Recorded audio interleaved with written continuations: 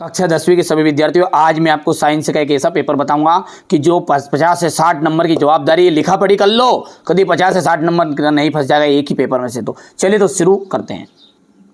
निम्न में से कौन सा गुण प्रायः धातुओं द्वारा प्रदर्शित नहीं किया जाता? देखिए, चमकहीनता का गुण नहीं पाया जाएगा, बाकी सारे के सारे गुण अपने धातुओं में पाए जाएंगे। भोजन नली से किस भाग में भोजन का पूर्ण पाचन हो जाता है? क्षुद्रांत में। ठीक है, इसके बाद में आ जाएगा मस्तिष्क उत्तरदायी है इन सभी के लिए। मुकुल द्वारा आलेखित जनन किस में होता है? ईस्ट में होता है। किसी बिंब का अवतल दर्पण द्वारा बना प्रतिबिंब आभासी सीधा तथा बिंबों से बड़ा पाया गया वस्तु कहाँ स्थित होगी? तो दर्पण के ध्रुव और फोकस के बीच में। सामान्य दृष्टि से वयस्क के लिए सुस्पष्ट दर्शन की अल्पतम दूरी होगी लगभग 25 सेंटीमीटर। यहाँ से देख सकते हैं आप, ये हो गया इतना। ये क्वेश्चन नंबर 3, 4, 5 हो गया, ये छठा है यहाँ पर। तो ऐसी अभिक्रिया है जिसमें दो या दो से अधिक अभिकारक मिलते हैं तो एकल उत्पाद बनाते हैं, तो उसे कहते हैं अपन संयोजन अभिक्रिया।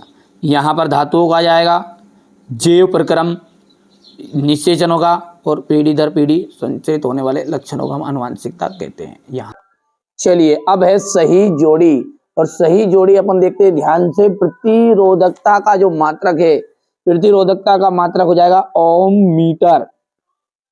आप सारी दर्पण जो होता है ना, वो अपन उत्तल दर्पण को कहते हैं, और अवतल दर्पण कहलाता है आपका, अवतल दर्पण कहलाता है अभिसारी। क्या कहलाता है वो? अभिसारी। चलिए, पादप में लैंगिक भाग का, पादप का जो लैंगिक भाग है,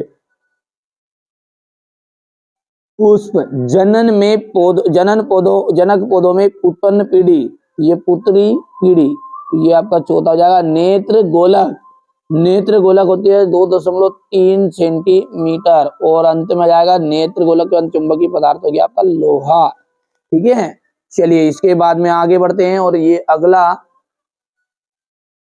हो गया। चलिए, इसके बाद है एक वाक्य में उत्तर। तो एक वाक्य में उत्तर क्या कह रहा है? अम्ल एवं क्षार की अभिक्रिया से क्या बनता है? तो जब अम्ल और क्षार आपस में क्रिया करते हैं तो लवण और जल बनता है। क्या बनता है? लवण और जल। दो धातुओं के नाम बताइए जो प्रकृति में मुक्त अवस्था में पाई जाती है या मिलती है। तो भैया दो धातुओं के नाम, एक तो हो गया सोना और दूसरी आएगी चांदी। सोना और चांदी। ठीक है, किस हार्मोन्स की कमी से मधुमेह रोग होता है? तो हो जाएगा इंसुलिन। इंसुलिन है ना, कौन से रोग से? तो मधुमेह रोग होता है हार्मोन्स की कमी से, इंसुलिन रोग वो होता है, इंसुलिन हार्मोन्स की कमी से होता है मधुमेह रोग, है ना, शक्कर की बीमारी जिसे बोलते हैं अपन।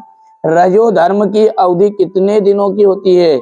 रजोधर्म की जो अवधि होती है वो 2 से 8 दिन की होती है। कितने दिन की? 2 से 8 दिन की। लेंस फॉर्मूला क्या होगा? 1/f equal 1/v minus 1/u। Volt मापी को परिपथ में किस प्रकार संयोजित किया जाता है? समांतर क्रम। समांतर क्रम। ठीक है, अब इसके बाद में यहां से देखिए क्वेश्चन नंबर ये 4 है आपका। ठीक है, हो गया इतना।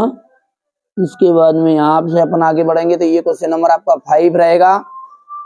जल और अम्लीय विद्युत, जल और ऑक्सीजन, हाइड्रोजन और ऑक्सीजन का विद्युत अपघटनीय अभिक्रिया हो गई। ये क्या? ये यहाँ पर देखिए, चाहिए विद्युत द्वारा अपघटन होगा तो विद्युत अपघटनीय अभिक्रिया कहलाएगी। अमोनिया, अमोनिया एक अम्ल है क्योंकि इसमें हाइड्रोजन उपलब्ध है, असत्य है। ठीक है, ये आपका ये बात हो जाएगी असत्य।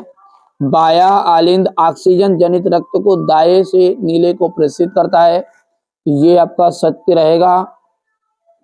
न्यूनतम प्रतिरोध ज्ञात करने के लिए प्रतिरोधकों को समांतर क्रम में संयोजित करना पड़ता है या करना चाहिए। ठीक है, यहाँ पर चौथा आपका बिल्कुल राइट रहेगा। हरे विद्युत तार, हरे विद्युत रोध वाला तार प्रायः तृप्त होता है, नहीं। दूर की वस्तुओं को ठीक से नहीं देख पाना, दूरदृष्टि दोष है, नहीं, इसका उल्टा हो गया ये, वो निकट दृष्टि दोष है, तो ये भी आपका असत्य रहेगा। चलिए, यहां से अपन क्वेश्चन नंबर 5 को देखेंगे ध्यान से। ठीक है, अब आगे देखते हैं, और अगला है जो है चलिए यहाँ से देखते हैं, अगला है क्वेश्चन नंबर 6, द्विविस्थापन अभिक्रिया किन्हें कहते हैं? द्विविस्थापन अभिक्रिया किन्हें कहते हैं? वायु में जलाने से पूर्व मैग्नीशियम रिबन को साफ क्यों किया जाता है? कारण बताइए। प्लेटिनम तथा सोना चांदी के आभूषण बनाने में किया जाता है। सोडियम पोटेशियम लिथियम को तेल के अंदर संग्रहित किया जाता है। संचारण से सुरक्षा के 2 तरीके बताइए। मीथेन और एथिल। इलेक्ट्रॉन विद्युत संरचना आपको बताना है। सहसंयोजक आबंध क्या है? कार्बन आयनिक यौगिकों के बीच किस प्रकार का आबंध होता है? प्रकाश संश्लेषण को समीकरण सही समझाना है। यहाँ से देखिए, अमीबा में द्विविखंडन की प्रक्रिया का आरेख बताइए। द्विविखंडन या बहुखंडन किस प्रकार भिन्न है? यहाँ से आप देख सकते हैं क्वेश्चन नंबर आपका 11 है ये। मेंडल के स्वतंत्र अपव्यय का नियम बताना है। ठीक है। अनुवांशिकता क्या है? उस लेंस की फोकस दूरी ज्ञात कीजिए जिसकी क्षमता -2 डायोप्टर है। यहाँ किस प्रकार का लेंस है? हम वाहनों में उत्तल दर्पण को पश्च दृश्य दर्पण में विरिता क्यों देते हैं? अभिसारी लेंस किसे कहते हैं? एक गोली दर्पण की वक्रता त्रिज्या 20 सेंटीमीटर है। इसकी फोकस दूरी क्या होगी? आयताकार कांच के गुटके से प्रकाश के अपवर्तन का किरण आरेख खींचिए। 1 वोल्ट विभव से आप क्या समझते हैं? ठीक है। यहाँ से आप देख सकते हैं ये क्वेश्चन नंबर 14। ठीक है। इसके बाद में आपका क्वेश्चन नंबर 15, यहाँ से विद्युत धारा परिपथों को उपयोग में लाते समय क्या क्या सावधानी रखनी चाहिए? दक्षिण हस्त अंगुष्ठ के नियम क्या है? अलैंगिक एवं लैंगिक जनन में अंतर। पुष्प की अनुदैर्ध्य काट का नामांकित चित्र बनाना है। शाकाहारी क्या से आप क्या समझते हैं? उदाहरण दीजिए। ये क्वेश्चन नंबर आपका 18 है। 19 ये ध्यान से देख लीजिएगा आप तो। ठीक है। ये क्वेश्चन नंबर 19 है। जाइलम और